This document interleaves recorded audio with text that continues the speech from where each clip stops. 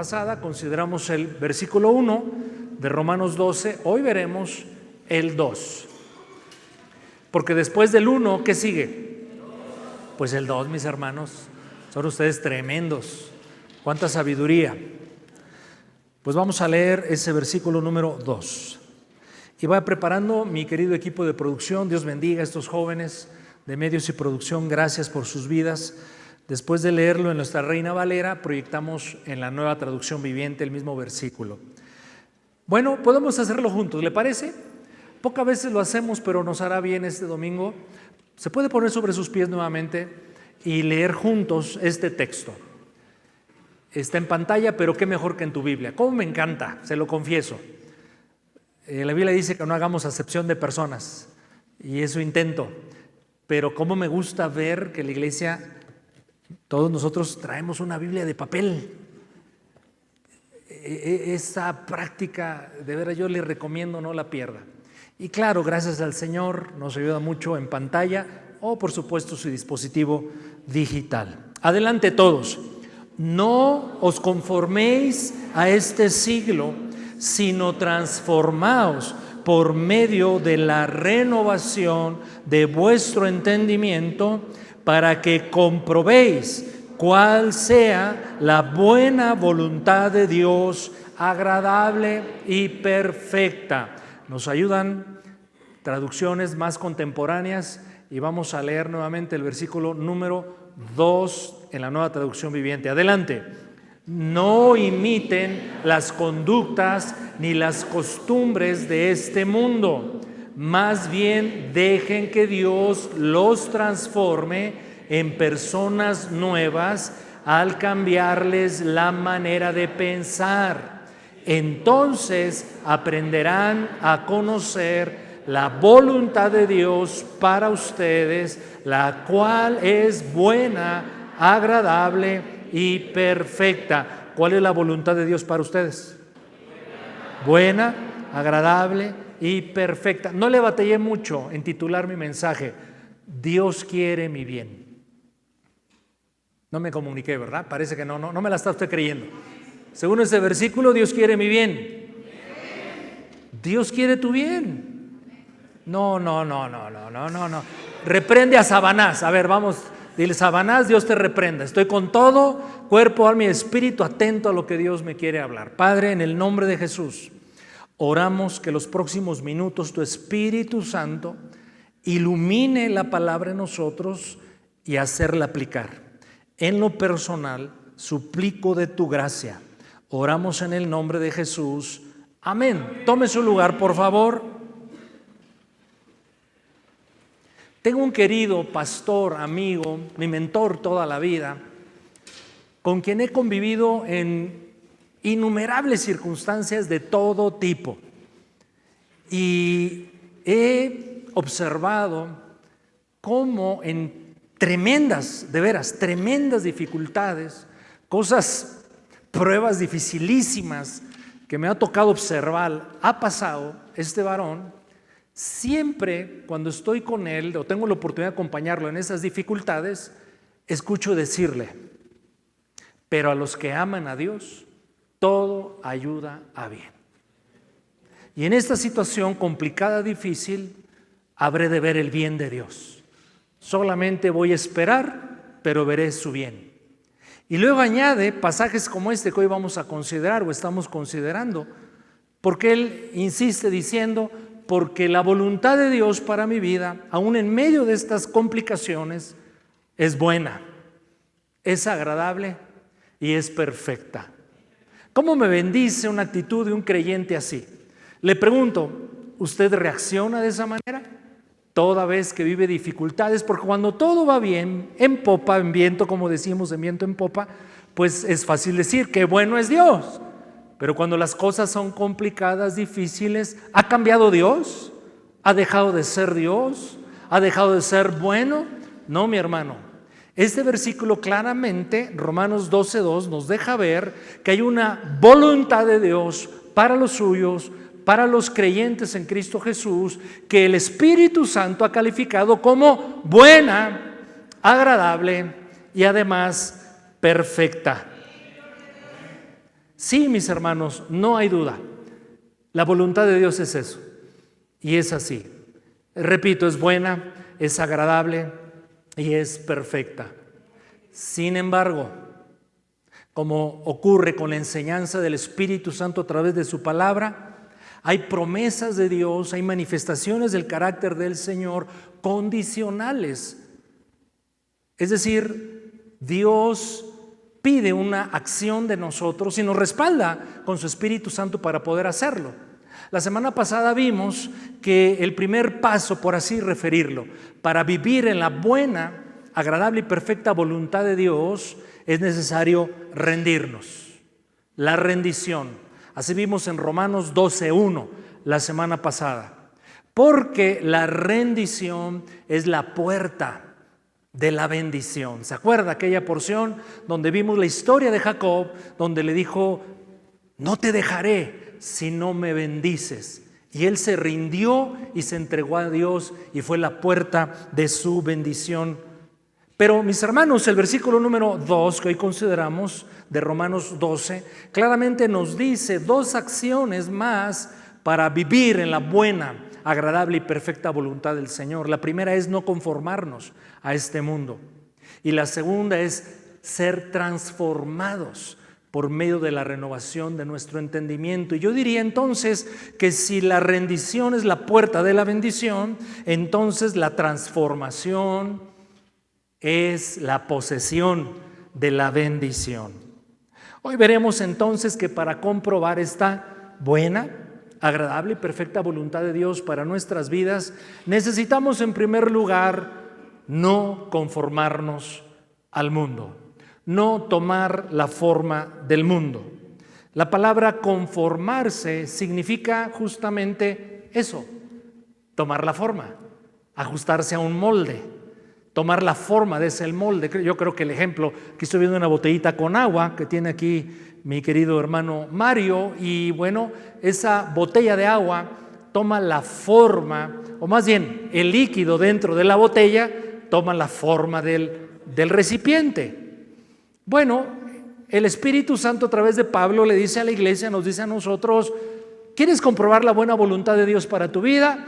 ¿Crees que hay una buena voluntad de Dios para tu vida? Nosotros decimos amén, amén. Bueno, primer consejo en esta mañana: no tomes la forma del mundo, no te amoldes al mundo. Y siempre hemos considerado qué es el mundo, y bueno, no damos definiciones, pero nos ayudará a entender desde esta manera o de esta manera lo que es el mundo. Pues el mundo es un sistema de creencias, pensamientos, valores, acciones que operan sin Dios, donde Dios no está. Y de hecho están en oposición a Dios. Pero el mundo siempre nos está presionando porque en el mundo vivimos. Jesús oraba al Padre, Juan capítulo 17, que nos guardara del mundo, pero no nos sacó del mundo. Seguimos aquí, pero no somos del mundo, mis hermanos. Aunque estamos acá, no pertenecemos al mundo. Y el apóstol Juan también registró en su primera carta, mire lo que dice, primera de Juan, capítulo 2, versículo 15 y 16, pero en la Nueva Traducción Viviente. Creo que ese lenguaje nos ayuda más. Leamos ahí en pantalla, pero lo leo aquí yo en mi apunte. Dice el apóstol Juan: no amen a este mundo, ni las cosas que les ofrece, porque cuando aman al mundo, no tienen el amor del Padre en ustedes. Grave declaración, ¿no le parece? Es decir, hay algo que limita o detiene la manifestación del amor de Dios a nosotros, que es que amemos al mundo. Versículo 16. Pues el mundo solo ofrece un intenso deseo por las siguientes cosas. Mire, el placer físico, un deseo insaciable por todo lo que vemos. Hermanita amada, dile a la que está a tu lado: mira, creo que el Señor nos habla, que tengamos cuidado toda vez que vamos al centro comercial. Un deseo insaciable por todo lo que vemos y el orgullo de nuestros logros y posesiones. Y culmina esta declaración del apóstol Juan: nada de eso proviene del Padre, todo esto viene ¿de dónde? Del mundo. Bueno, ¿cómo nos forma el mundo? ¿Cómo nos conforma? ¿Cómo nos moldea? Yo diría, a través de algunos ejemplos, podemos entenderlo mejor. Por ejemplo, el mundo quiere imponernos su forma, moldearnos En primer lugar, normalizando el pecado. El mundo ve normal el pecado. Y el mundo nos lanza sus verdades, sus paradigmas. Todos lo hacen, porque yo no. No es tan grave. El mundo relativiza la verdad. ¿Cuál verdad? La tuya, la mía, porque cada quien tiene su propia verdad. Todo se vale, todo es válido. Es más, relativiza a Dios, es más, niega, de hecho, la existencia de Dios. Cuando digo relativiza a Dios, es que el mundo piensa de la siguiente manera: pues Dios entiende que soy ser humano, que soy falible, que caigo y cosas por el estilo. El mundo trata de convencernos de su definición de éxito y felicidad. Para el mundo el éxito y la felicidad es lo siguiente: ten lo que quieras, haz lo que te cause placer. Y esta frase es tremenda, dígame si o no: sigue tu corazón, ¿no es cierto? Sigue los impulsos de tu corazón, lo vemos en todas las expresiones en los medios de comunicación. Nos hace consumir el mundo las cosas sin discernirlas.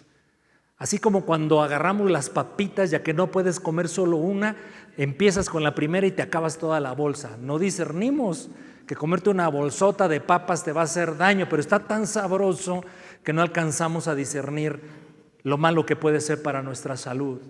Pero déjese de las papas fritas. Todo lo que el mundo nos lanza, especialmente a través de los medios de comunicación, mis hermanos, perdón la palabra, nos lo tragamos, sin filtros. Me gusta mucho un deporte, fútbol americano, y una liga que se llama la NFL. Y me gusta seguirla por muchas cosas, me gustan sus valores, me identifico con sus valores porque veo muchos equipos que claman a Jesucristo antes del partido y que dan la gloria a Dios después del partido aunque hayan perdido. Y cuando cae un lesionado, rodean al lesionado y se ponen a orar. Y muchas veces cuando los entrevistan a los campeones o a los ganadores, hay frases como esta que me encanta y dicen: en primer lugar le doy la honra y la gloria a mi Señor Jesucristo, mi Señor y Salvador. Y esas son cosas que me gustan mucho de la NFL, además del tema deportivo, la disciplina, el trabajo en equipo y cosas de ese tipo. Pero para el próximo Super Bowl, es decir, la copa, el campeonato, el partido de campeonato, y no estoy promoviéndole yo a usted nada, resulta que va a cantar en el medio tiempo un cantante que se llama Bad Bunny. Y yo no sabía quién era Bad Bunny hasta que vi que empezaron a promover a ese cantante para el medio tiempo del partido de Super Bowl. Le pregunté a mi hija Paulina: oye, ¿quién es ese señor? Y ya me puso una canción de él. Y entonces concluyo, ¿por qué utilizo este ejemplo? Porque el mundo normaliza la idiotez. El mundo normaliza la idiotez a través del lenguaje. Y eso es lo que hace el mundo, mis hermanos. Así es que solamente una mente renovada puede resistir al molde del mundo. El versículo 2 de Romanos 12 que hoy consideramos dice: además de no conformarnos a este siglo, transfórmense por medio de la renovación de su entendimiento. Y la palabra entendimiento también se puede traducir como mente. ¿Por qué Dios, para que podamos comprobar que su voluntad es buena, agradable y perfecta, nos pide también que seamos transformados a partir de la transformación, de la renovación de nuestro entendimiento, de nuestra comprensión, de nuestra mente, de nuestros pensamientos? Porque la Biblia dice claramente que todo lo que sentimos, hablamos, concebimos, actuamos, viene de la mente, viene de los pensamientos. Proverbios capítulo número 4 versículo 23. Proverbios 4:23. Por eso dice el escritor: sobre toda cosa guardada, guarda tu corazón. Es decir, guarda tu mente, tus pensamientos, todo lo que está dentro de ti. ¿Por qué? porque de él mana la vida. Ahora, la Nueva Traducción Viviente creo que añade algunos elementos interesantes. Ese mismo versículo, sobre todas las cosas, cuida tu corazón. Y mire cómo ha traducido esta versión la última parte del versículo. Porque tu corazón, es decir, el centro de tus pensamientos, determina el rumbo de tu vida. Qué impresionante, ¿no le parece? Por lo tanto, es obvio que Dios nos está diciendo, ¿quieres comprobar, quieres vivir en la plena voluntad de Dios, que por cierto es buena, agradable y perfecta? Y todos decimos amén. Claro que sí. No te conformes al mundo y renueva tu mente. Transfórmate por la renovación de tus pensamientos. Mis hermanos, porque una mente no renovada produce una vida conformada al mundo. Pero una mente renovada produce una vida alineada a la voluntad de Dios. Obvio es lo que acabo de decir. Mire, por naturaleza usted y yo, después de la caída de Adán y por la cadena de vinculación o más bien la herencia, creo que sería la mejor expresión, que recibimos desde Adán, mis hermanos, ha formado en todos nosotros una mente inclinada claramente hacia lo terrenal, hacia lo temporal, hacia lo contrario a Dios, sin duda. Esto lo describe muy bien Efesios. Mire, este pasaje es importantísimo. Efesios capítulo 4, versículo 17. ¿Puedes pasar, mi querido Víctor? Bienvenido. Adelante. Creo que Víctor no me está escuchando. Bueno, que sirva para hacer una pruebita con el micrófono. ¿Se oye bien allá? Disculpe la distracción. Efesios capítulo número 4, fíjese lo que dice el 17. Pero esto digo pues, y requiero en el Señor, que ya no anden como los otros gentiles, los no creyentes, que andan en la vanidad de su mente, en la vaciedad, en lo hueco de su mente. Versículo 18, teniendo el entendimiento entenebrecido. ¿Cómo es el entendimiento de quien no ha conocido a Cristo Jesús? Entenebrecido, lleno de tinieblas. Bien, ajenos de la vida de Dios por la ignorancia que en ellos hay, por la dureza del corazón. Versículo 19, los cuales... los gentiles, los no creyentes, después que perdieron toda sensibilidad, se entregaron a la lascivia para cometer con avidez toda clase de impureza. Y uno podría decir, bueno, es tremendo cómo describe el interior de un ser humano sin Cristo la palabra del Señor. Mis hermanos, pero de ahí venimos todos. Todos traemos de alguna forma la influencia de esto. Mire cómo dice el propio Efesios 2, o la misma carta de Efesios, pero en el capítulo número 2, del 1 al 3. Si alguien puede decir, bueno, lo acabamos de leer de Efesios 4, tiene que ver con los gentiles, con los no creyentes, ya no tiene que ver conmigo. Mire lo que dice Efesios 2, 1 al 3. Y Él nos dio vida cuando estábamos muertos en nuestros delitos y pecados. Observe el 2. En los cuales pecados anduvimos en otro tiempo. Eso espero, ¿verdad, mis hermanos? O eso esperamos. Siguiendo la corriente de este mundo, conforme al príncipe de la potestad del aire, el espíritu que ahora opera en los hijos de desobediencia. Es decir, la influencia del mundo y de Satanás operó totalmente en nosotros. Versículo 3, entre los cuales también todos nosotros, incluye el apóstol Pablo, vivimos en otro tiempo en los deseos de nuestra naturaleza pecaminosa y de los que pensamientos, porque de ahí emana la vida, mis hermanos. Y éramos por naturaleza hijos de ira, lo mismo que los demás. Así es que con una mente así, como describen estos versículos de Efesios 4 y Efesios 2, mis hermanos, aceptémoslo. No podemos discernir correctamente la voluntad de Dios, porque nuestro criterio está distorsionado totalmente. Sin una mente renovada, dígame si no, juzgamos lo bueno según lo que nos conviene egoístamente,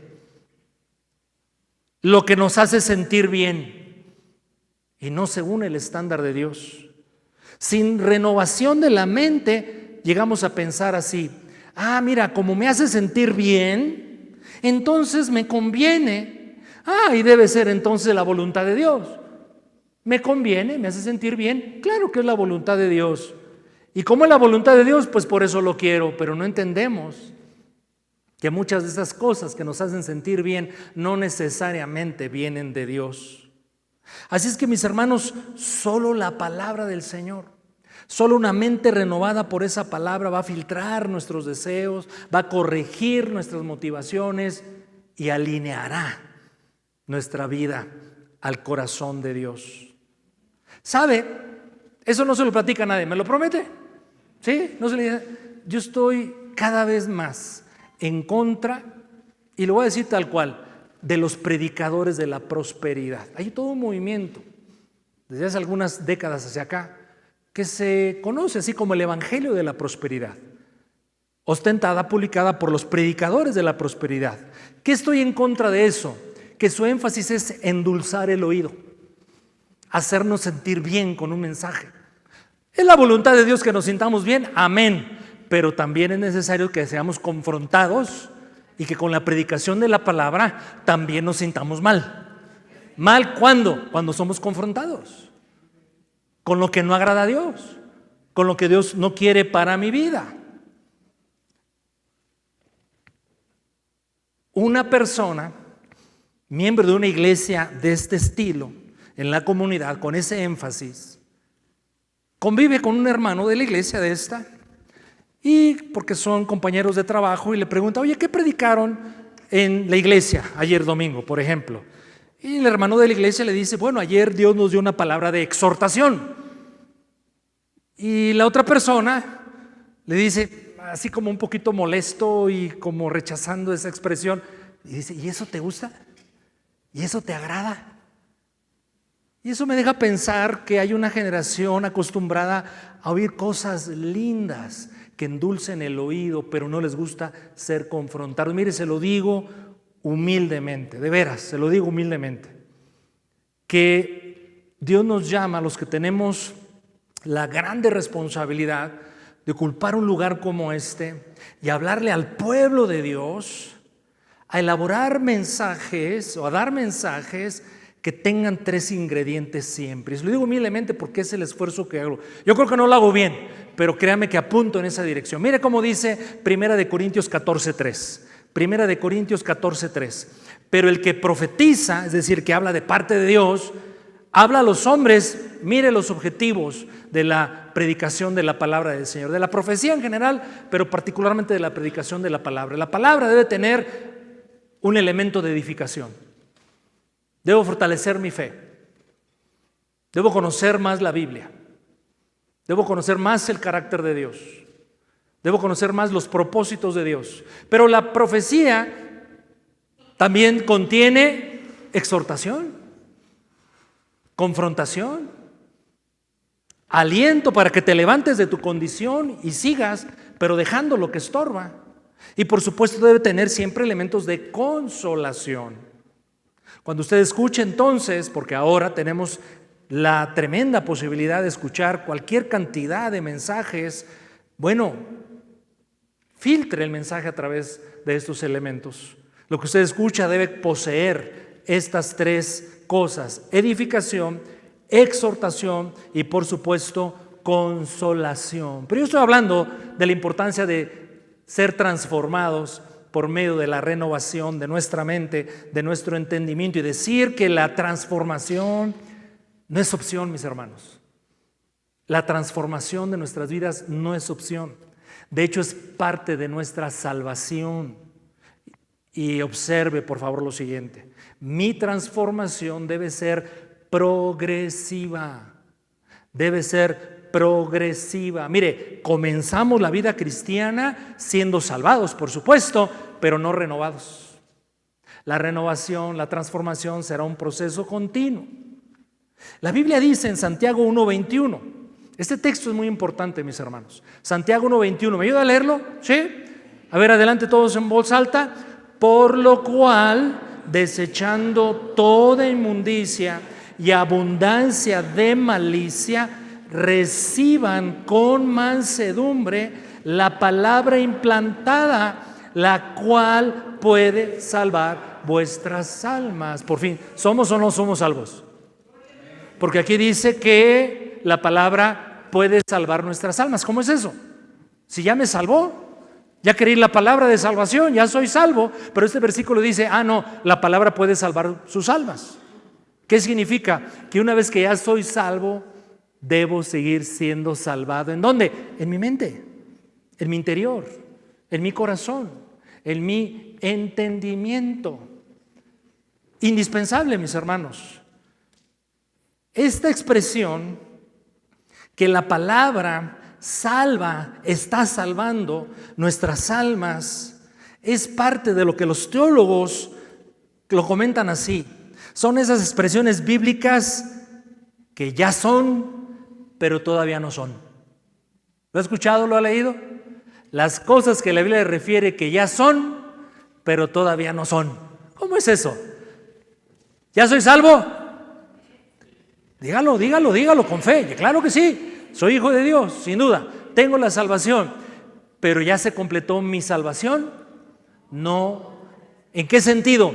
Mi mente, mi corazón, mis actitudes, mi forma de ver la vida debe ser transformado. Debe seguir siendo rescatado, renovado. Le pregunto, otro ejemplo de aquellas cosas que ya son, pero todavía no son. A ver, mi hermano, ¿ya estamos en la presencia de Dios? Sí. O sea, estamos aquí con el Señor. ¿Dónde vive el Señor? ¿Dónde vive el Espíritu Santo? En nosotros. O sea, eso ya es 100%, pero todavía no. Porque todavía no estamos en su presencia. ¿Me estoy explicando con estos ejemplos? Entonces, cuando la Biblia dice que nuestra mente, nuestra alma tiene que ser salvada, es en ese sentido. Ya soy salvo, pero todavía no. ¿Me expliqué? ¿No lo confundí? Diga conmigo, no, pastor, no me confundió. Estoy más confuso que nunca, pero usted sígale. Ser transformados. Traducción del vocablo metamorfosis. Seguramente usted lo ha oído. Metamorfosis, que aplica el ejemplo más clásico, las maripositas. ¿No es cierto? La mariposita nació siendo un gusanito, pero su destino no es ser gusano, ni arrastrarse toda su vida. El destino de la mariposa es volar y ser un insecto precioso, hermoso. Necesita metamorfosis, necesita un proceso de transformación mediante el cual se ha convertido ese gusanito en una hermosa mariposa. Pero me encanta mejor el siguiente ejemplo. La palabra metamorfosis es la palabra que usó el evangelista para describir la transfiguración de nuestro Señor Jesucristo. Cuando él va a un monte con un par de discípulos, él se transformó. En ese momento, ese cuerpo de carne con el cual el Señor anduvo en esta tierra recibió una expresión divina de su gloria. Y ahí la Biblia utiliza el término metamorfosis. Y la metamorfosis, nuestra transformación, ocurre, lo sabemos. Por eso nos congregamos, por eso amamos la Biblia, por eso hacemos devocionales, por eso somos discipulados. La transformación de nuestra mente ocurre por la exposición constante delante de la palabra del Señor, por la obra poderosa y preciosa del Espíritu Santo, mediante congregarnos, vincularnos, unirnos unos a otros, mediante el ejercicio de los dones que Dios nos ha dado, y todo eso es parte de los elementos que Dios usa para nuestra renovación de la mente. Mire, un pensamiento bien básico. Al renovarse nuestra mente, empezaremos a pensar como Dios piensa, a valorar lo que Dios valora, pero a aborrecer lo que Él aborrece y a desear lo que Él desea. Es necesario, mis hermanos. Y es hermoso además el llamado del Señor para ser transformados. El viernes pasado, comercial, fuimos al seminario de matrimonios que se imparte en la iglesia. Y se habló de la solución de conflictos. Y mientras nos compartía el expositor y el manual acerca de la solución de conflictos, yo preparaba el mensaje que hoy estoy compartiendo con usted y encontré que es un excelente ejemplo y tal cual me traje el manual para leerle y dejarle un ejemplo de qué necesario es que nuestra mente sea transformada. Se lo leo tal cual. Son pocas las personas en la etapa del noviazgo que comprenden el consejo del apóstol Pablo: ama a tu esposa, ama a tu esposo. Incluso para muchos en la etapa previa del matrimonio, este consejo pareciera absurdo, ya que el amor prematrimonial está impregnado de idealización, negación de defectos, enamoramiento y otras cosas. Y en la mayoría de los casos se trata de un amor basado básicamente en sentimientos. El verdadero amor, sin embargo, comienza después del matrimonio, cuando se deben cubrir los errores, los desaciertos, las faltas del carácter del otro. Y eso tiene que ver poco con los sentimientos. Decía el expositor el viernes pasado que un día escuchó decir lo siguiente, que en el noviazgo los novios deben abrir los ojos lo más que puedan. Pero una vez casados, los esposos deben cerrar los ojos lo más que podamos. Este es el tipo de amor definido en 1 Corintios 3, si usted lo conoce, que no tiene nada que ver con los sentimientos, pero sí con, y aquí yo le dije hace 8 días, una expresión bien teológica, así poderosa, que decía mucho mi mamita: aquí es donde la burra torció el rabo. O sea, ¿ya no le gustó?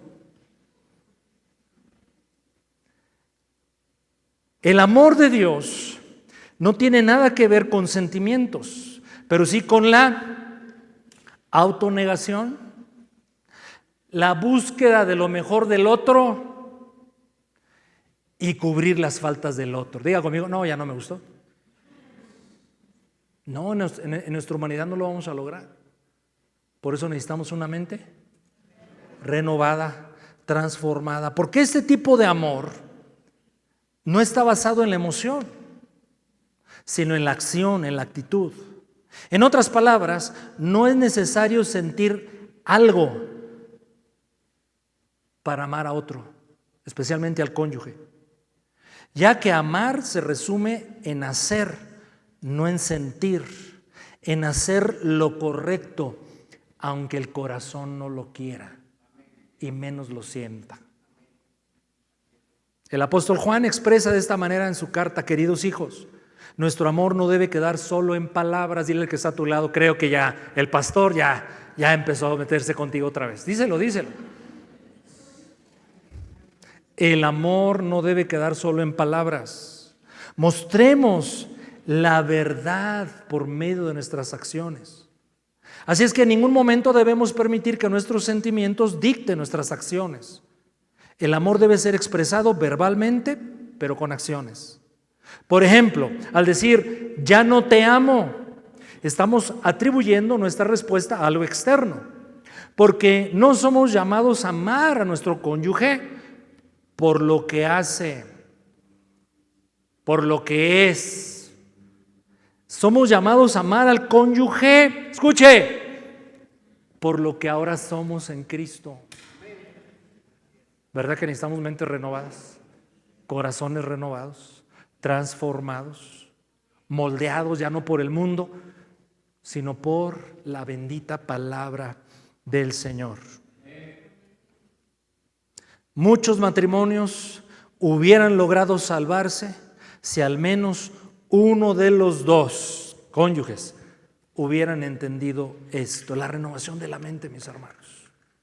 Sin duda. Pregunto,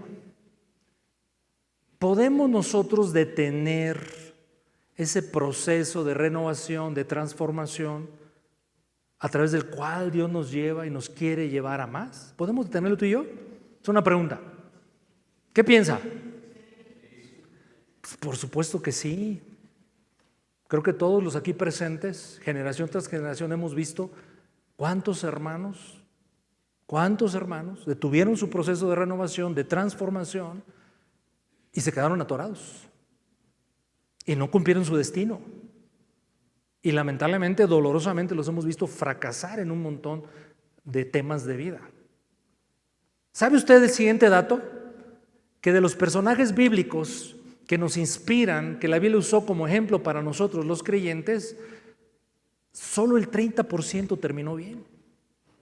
70% fracasaron. ¿Qué le parece ese porcentaje? Es mucho, es mucho.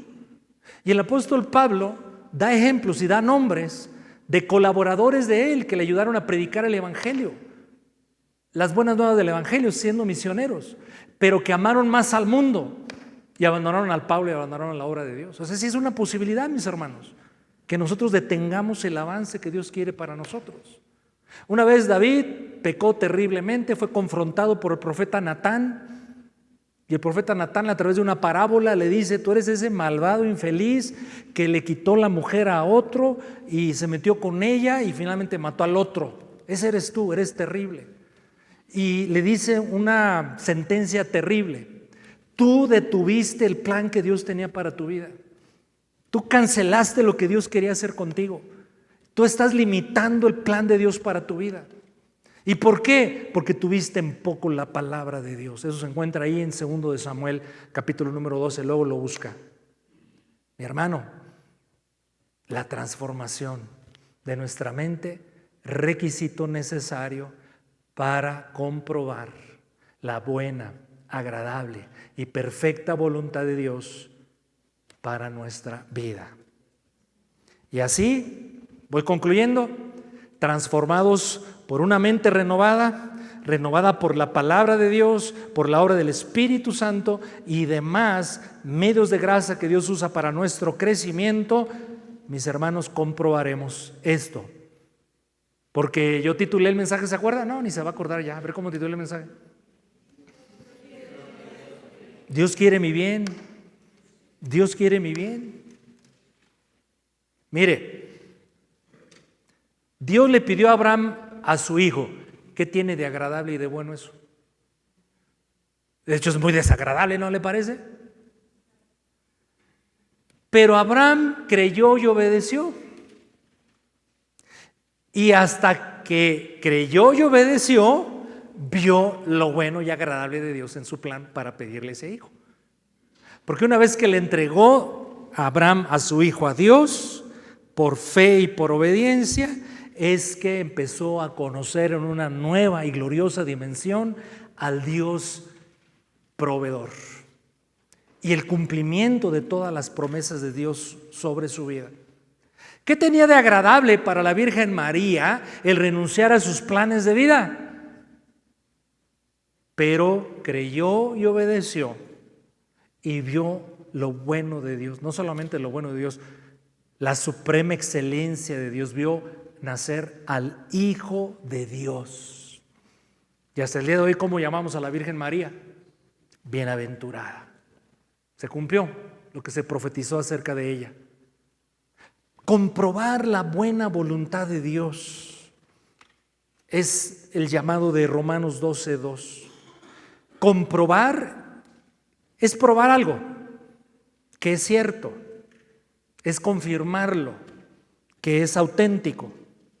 En el Salmo 34:8, David nos da testimonio que él ha probado, ha comprobado que es auténtica la manifestación de Dios en su vida. Y él nos dice, Salmos 34:8, gustad, ved que es bueno Dios. No es una afirmación intelectual, no es una mera declaración de verdad, que lo es una verdad.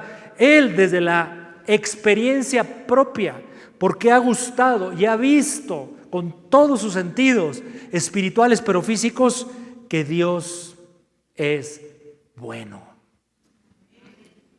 Una forma clara donde vemos cómo Dios muestra su voluntad como buena, agradable y perfecta es a través de las promesas de Dios.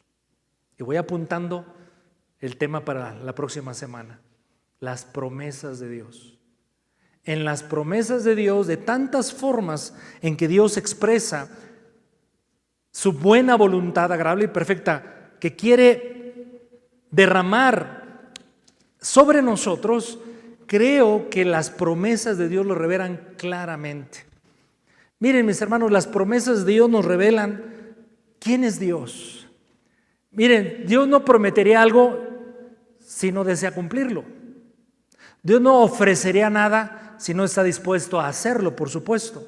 Pero solo la mente renovada, transformada, puede creer y apropiarse de la promesa. Por eso pongo como ejemplo las promesas de Dios. En las promesas de Dios yo encuentro un ejemplo hermoso, palpable, claro, de cómo Dios en verdad desea lo mejor, el bien para nosotros. Pero si mi mente no está conformada a la palabra del Señor, no ha sido renovada también por la obra del Espíritu Santo, me va a ser muy difícil creer las promesas y caminar en ellas. Creer las promesas de Dios, mis hermanos, claro que nos transforman. ¿Sabe por qué? Porque cuando yo escucho la promesa, la abrazo, la creo, y si tiene una condición en el poder del Espíritu, sigo esa condición, entonces eso reconfigura mi manera en que veo a Dios. Porque cuando yo empiezo a creer lo que Dios promete, algo empieza a cambiar en nuestra mente y empezamos a pensar conforme a esas promesas, y eso nos va a sacar de los pensamientos del mundo, y la promesa me introduce en lo que Dios piensa para mí. Cuando yo entiendo la promesa, lo primero que debo pensar es, Dios es fiel, Dios es bueno, Dios es cercano, Dios es poderoso. Cuando yo empiezo a creer eso, empieza a desarrollarse mi fe, empieza a conformarse mi mente a la mente de la palabra, y eso por supuesto va a producir obediencia, y eso me alinea en la buena voluntad de Dios. Vamos a ver si esto es cierto con un ejemplo final de estas promesas hermosas que a todos nos encantan, nos bendicen. Isaías 41:10. Isaías 41:10. ¿Lo lee conmigo? Adelante. No temas, porque yo estoy contigo. No desmayes, porque yo soy tu Dios que te esfuerzo. Siempre te ayudaré, siempre te sustentaré con la diestra de mi justicia. ¿Qué vemos aquí? ¿Qué vemos aquí? Le pregunto, ¿cuál es la voluntad de Dios según esa promesa? No, ¿cuál es la voluntad de Dios? Bueno, ok, lo dijo bien, ¿verdad? Que no temamos. Es verdad, no temamos. Después de no temamos, ¿cuál es el argumento que Dios me da? Yo estoy contigo. Yo estoy contigo. ¿Sí o no? Entonces, ¿por qué temo? Porque no creo que Dios está conmigo. Siguiente, no desmayes, no te rindas, no desfallezcas. ¿Por qué? Porque yo soy tu Dios que te da fuerza. ¿Y por qué no tengo fuerza? O sea, sí es mi Dios, pero me desvinculo de Él. Promesa, siempre te ayudaré. Diga alguien, diga amén. Siempre te voy a sostener con la diestra poderosa de mi justicia, sin duda. Pero una mente no renovada le cuesta trabajo creer esto, vivir en la dimensión de la promesa. Porque una mente no renovada está entrenada por el mundo y por nuestra naturaleza pecaminosa. ¿Y por qué tenemos miedo? Pues porque anticipamos lo peor. Porque el mundo me está lanzando por todos lados, vive con ansiedad. Y en nuestro natural egoísmo decimos, pues sí, Dios dice esto, pero yo voy a hacerlo a mi manera.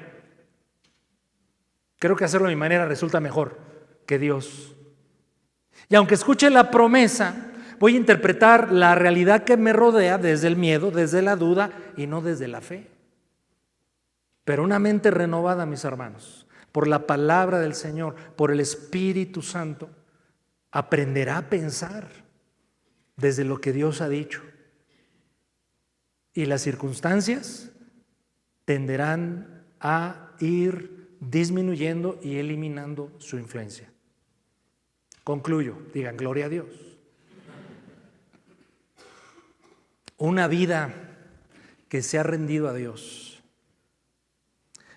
una vida que renueva su mente continuamente, es una vida transformada. Y solo así esa vida se alinea a la voluntad de Dios. Y gloria al Señor, que esa voluntad es buena, agradable y perfecta. Vamos a orar. Padre, te damos gracias por tu palabra. Ella es viva, es eficaz, no lo dudamos. Pero suplicamos tu gracia para creerla, abrazarla, internarla y aplicarla. Señor Jesús, hoy nos has recordado que tu voluntad para tu pueblo, para mí, para nosotros, claro que es buena y es agradable y es perfecta. ¿Por qué me cuesta tanto trabajo no ver la dimensión de esta hermosa declaración tuya? Porque mi mente no es renovada. Porque hay temas en mi vida que no han sido transformados. Porque sigo arrastrando moldes, esquemas, tanto del mundo como de mi vida pecaminosa. Pero, Señor, he entendido que nunca se predica un tema solo para conocer más Biblia, sino porque tú quieres obrar algo, porque tú quieres hacer algo en nosotros, los que escuchamos. Y hoy te pedimos, amado Dios, en primer lugar, misericordia. En primer lugar, perdón, Señor. Perdón, Dios, porque quizás alguno que otro ha detenido su avance, su desarrollo, su crecimiento progresivo en la transformación por la renovación de su mente. Dios, si es el caso, perdón. Perdón, Dios. Porque en eso no estoy más que expresando no solo ignorancia, sino incredulidad. No solo incredulidad, sino rebelión. Por eso hoy te pido me perdones. Perdóname, Señor. Hay temas en mi vida donde yo reconozco mi humanidad, porque la realidad es objetiva, sin duda. Hay áreas de mi vida donde no puedo decir eso, Señor, que es bueno, menos que es agradable, por supuesto, que tiene de perfecto. Pero Dios, esa es la perspectiva humana sin Cristo. Eso es lo que el mundo me impone. Pero hoy, Señor, yo tomo una decisión. Que veré, Señor, tus promesas cumplidas en mi vida. Promesas gloriosas que me has dado. Y decido creerlas y abrazarlas. Y al hacerlo, mi mente empieza a ser transformada, renovada. Y me empiezo a alinear a tu voluntad y comprobaré, como lo he hecho tantas veces, en tantos temas, que tu voluntad es buena, en verdad. Es agradable y es perfecta. Sí, Señor Jesús, lo creo.